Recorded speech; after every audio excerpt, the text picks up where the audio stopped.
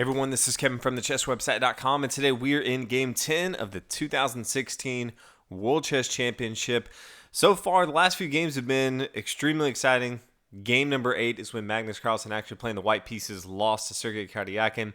And then the last game, Sergei Karjakin, really strong game. Potentially could have found a victory in that game, but they did have a draw. So with 3 games remaining, Magnus Carlsen is going to be playing the white pieces in 2 of them, Game 10 and then Game 12. And expecting fireworks from him. He knows that he needs at least a victory to continue on to potentially tiebreakers on November 30th, which is actually his birthday.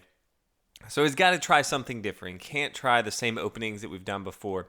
So we'll go ahead and jump into game number 10. Magnus Carlsen starts out pawn to e4, pawn e5, knight f3, knight c6, bishop to b5, and then knight to f6. So this is the Berlin defense from Sergei Karjakin, something, as we've talked about many times before, Magnus Carlsen extremely familiar with. It's one of his favorite defenses against the Ruy Lopez. And he tries a different variation. So we haven't seen this for a while from Magnus Carlsen. It's pawn to d3. And this is a variation that we actually saw back in Sochi when he was playing Vichy Anand a couple of years ago for the World Chess Championship. After bishop to c5, in that particular thing, we saw castle on the king's side. He decides to change it up a little bit and play pawn to c3. So he's trying to take his opponent out of book theory very early on. If people always ask me what kind of differentiates a grandmaster from a high-level top player, and one of those is their understanding of opening theory. If there's a high-level game that's been played with a certain line, they've probably studied it and they're probably pretty familiar with it. So Magnus Carlsen's trying to get his opponent out of theory as fast as possible to make him start using up some of his time, because early on they don't use much time on some of these openings. So that's kind of what Magnus Carlsen recognizes he needs to do, because Karjakin's been playing extremely well on defense. So we see continue, castle on the king side, bishop to g5, getting the dark square bishop involved into the game. Pawn to h6, forcing the bishop back here to h4. Bishop comes back here to e7, just protecting this knight being pinned down. Castle on the king's side, pawn to d6, just solidifying the pawn chain. So Karjakin, so far, doing a pretty good job of defending against this Berlin defense. Kind of an anti-Berlin attack from Magnus Carlsen here. Knight here to d2. Knight to h5, looking to come to the f4 square right here. And then the bishop decides to go ahead and take here. We do see an exchange. And then knight to c4. Now, this is kind of holding down this fort. Sometimes you'll even want to see pawn here to h3 to protect the bishop coming down here to g4. But instead says, okay, yeah, I could play pawn to h3, but that's not really going to stop this knight to f4, which is really what Karjakin wants to be doing. Then it's somewhat of a wasted move. You may not even see the bishop coming down here. Bishop may come to something like e6 to kind of stop any threat of this light square bishop attacking. Sometimes when you have your pawn structures on the dark squares from black, you do want to stop your opponent from really attacking this f7 square. So decides to go ahead and not worry about a pawn to h3 move, and instead go for more of a pawn to c4, and then bring it back over here to e3 potentially, or maybe start an attack on the queen side of the board. So Karjakin comes down, knight to f4, as we kind of thought we'd saw after knight here to h5, knight over here to e3. And then queen to f6, pawn to g3, forcing the knight to move. Knight over here to h3, forcing the king to move. And then we see the knight come back here to e7. So Karjakin decides he's not really looking to trade off material right now. He wants to kind of maneuver his pieces over to the king side of the board, recognizing that he could potentially have a strong attack or just defend against Magnus Carlsen's attack that he has to assume is going to be coming in this game. Now, bishop to c4, and something I thought we might see from Magnus Carlsen. Anytime your opponent kind of takes their pieces away from some piece of the board that's very important. In the early game, it's usually going to be the center of the board. So you see this knight over here on h3, now protecting the center. You see the knight here was protecting it with knight here on c6. But as soon as he comes back here to e7, there's kind of an opening here. So I thought we may see pawn to d4, maybe start to attack the center of the board. And then maybe, e6, trying to just get light square bishop involved into the game. pawn to d4, probably what we'd see here. Bishop back here, kind of wasting a move. Queen to e2, just completing development here. But you can see starting to choke off some of the squares that Karjakin can go to. Thought we might have seen it in the game. We did not. Instead, we saw the bishop come here to c4, starting to attack this long light square diagonal. Pawn to c6, getting ready to push forward if he needs to, try to control these light squares in the center of the board. Bishop back here to b3, knight to g6, queen to e2, completing development. Pawn to a5. And you see this a lot. As soon as one side plays, pawn to a4 or pawn to a5 from black, other side just immediately says, okay, I don't want you to put too much pressure on this side of the board. I don't want to have to worry about that. So pawn to a4, bishop to e6. Light square bishop's not doing too much on board right now. So decides, okay, there's a lot of pressure going on with your light square bishop. So let's just go ahead and trade that off so I don't have to worry about too much. Pawn recaptures on e6. In this position, I actually like Karjakin's setup a little bit better. His knights aren't really playing together all that well currently. But the pawn structure right here from white does allow, a knight to eventually sneak in and attack. He does have, there's no pawns that have come off the board, but Karjakin does have a semi-open file for his rooks and his queens to start to really put pressure on this F file. Can get more involved into the game than Magnus Carlsen's rook over here on A1. So all in all, there's a lot of material that can still come off the board. We don't really know what the pawn structure is going to look like at the end game. So both sides have really strong chances. If I were just kind of judging this scenario right here, it does kind of look like Karjakin's did a good job defending and maybe has some really strong attacking chances. Now Magnus Carlsen plays knight to d2, and here's kind of a very critical spot in this particular game. And after this game, they had the press conference, and as we've talked about before, if you haven't seen these press conferences, they usually bring up different positions and just say, what were your thoughts on here? Did you consider this line? Did you think about this strategy? And one thing they really talked about Karjakin in this position is he kind of had a draw. Sergei Karjakin would snap high five his opponent if he could have a draw at this moment. Recognizing Magnus Carlsen, he needs a win. So if Karjakin can just defend and have a draw, especially the last two times that Karjakin has the black pieces, that would be a phenomenal result for him.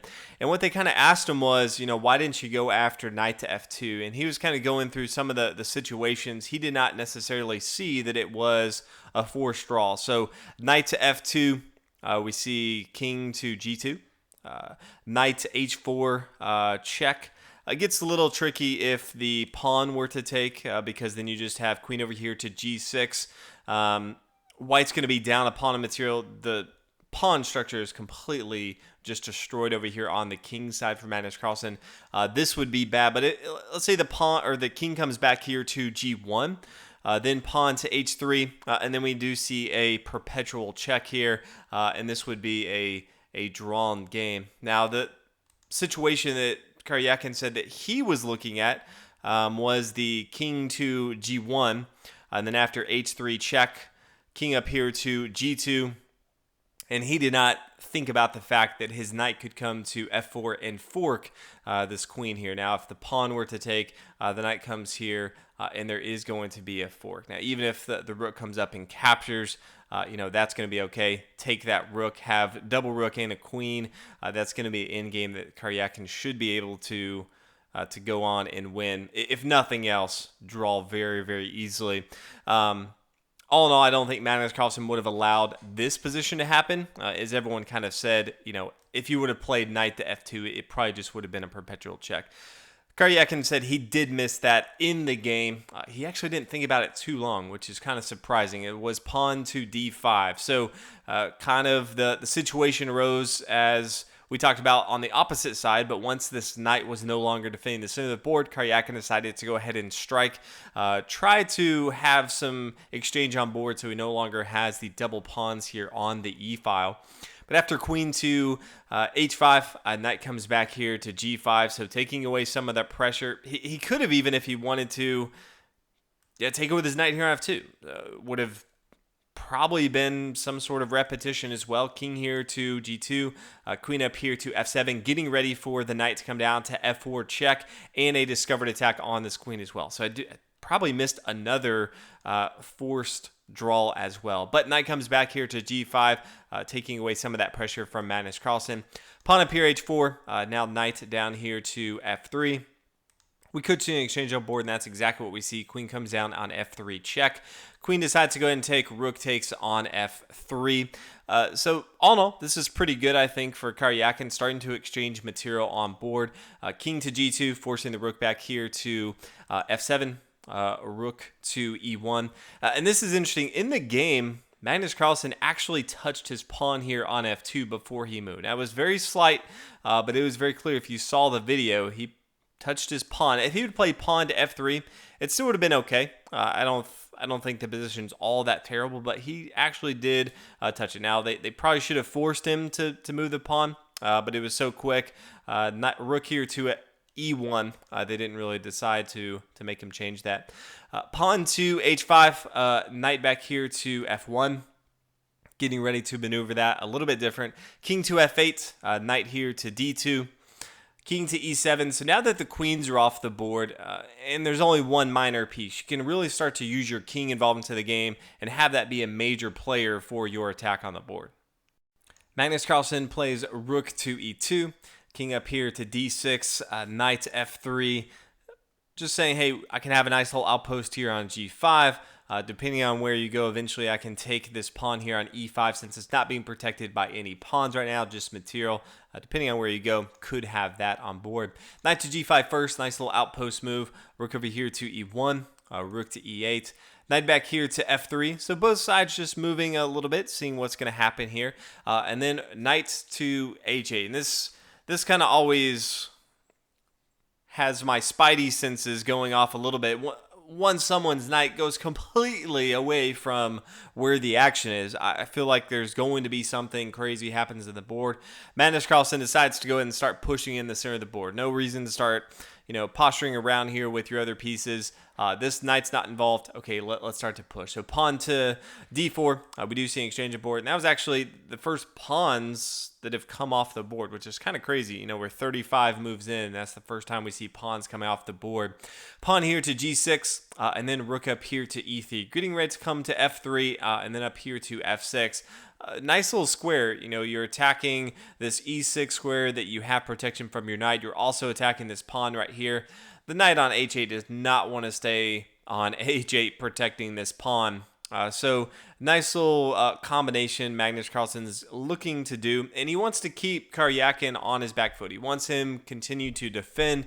There's a lot of game left. And so he just wants to make sure that he is the aggressor and is putting pressure on his opponent.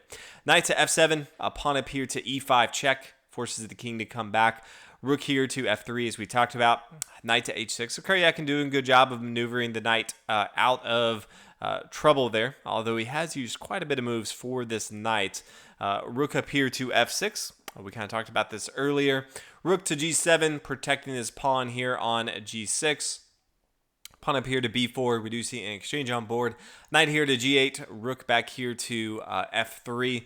Recognizing, okay, right now at least, Karjakin has all his material just holding down these pawns, so can't really do anything. So decides to go ahead and focus over here on the queen side of the board. Knight to h6, pawn up here to a4. So starts to see a little bit of weakness. Says, okay, if your rooks and your knight are over here, I can start to maneuver over to the queen side and start to really push, put a lot of pressure on that side very, very quickly. Karjakin, knight here to f5, and this is an outpost that really stops this rook from doing too much more as far as getting behind enemy lines on this side of the board. Knight over here to b3 does not want to exchange off his knights right now. King to f7, recognizing needs to start to move over on the queen side, start to protect that a little bit. Knight to c5. So this is a much better square for this knight. Still holding down, putting pressure on this pawn on e6, but also stop some of the squares that the king here on the queen side of the board could start to get to, and also adding pressure on the pawn here on b7 as well. King back here to b8, rook over here to b1. So getting all that pressure over on the queen side of the board. King to a7. Rook to d3, just stopping if the knight's going to be coming here to d4. Doesn't want to have to worry about that at all. Rook here to c7. Rook over here to a3. Knight to d4 says, okay, now that the rook's not really holding down the fort here, I'm going to go ahead and bring my knight. But although this is a great square, very centrally located, it's kind of just playing by itself here. It can't really do too much. So after rook here to d1, the knight does come back. King up here to h3. Knight back here to h6, pawn to f3. So wants to stop some of these squares that the knight can come to. We are currently on move 51. They do get extra time after move 60. So a lot of times in this position, even before you get to 40, where they get a lot more time, you'll start to see slowly pieces moving around, trying to find a little edge here and there. But they like to get that extra time and then really start to think a little bit deeper in some of their moves. Rook here to f7, rook up here to d4, knight to f5, forcing the rook back here to d2.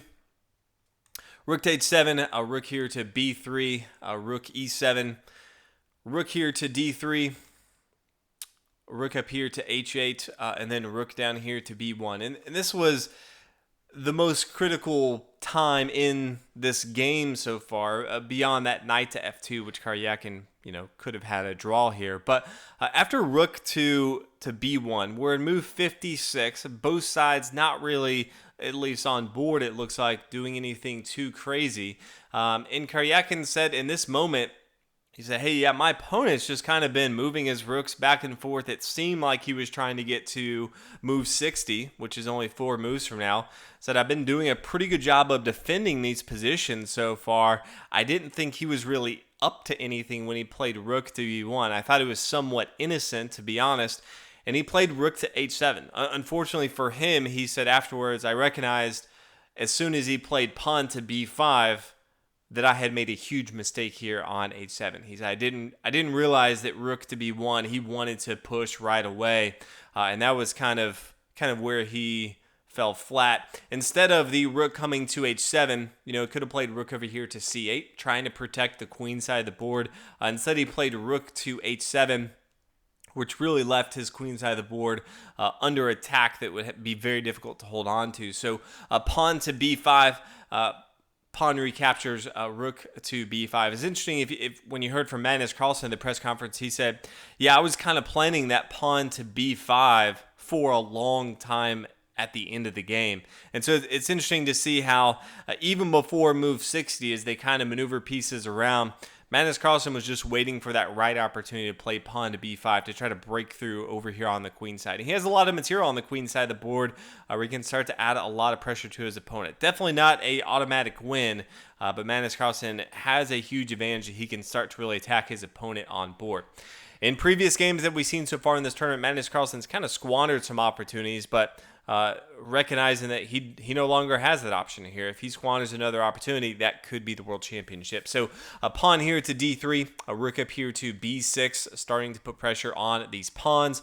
Rook over here to c6, or c7, a knight up here to e6, rook down here, a knight down here to f4, rook over here to c6, and then knight to d5. I thought we actually may have seen, something different. Maybe the rook take on g6, and then if, hey, the rook's going to take here, we could take back on d3.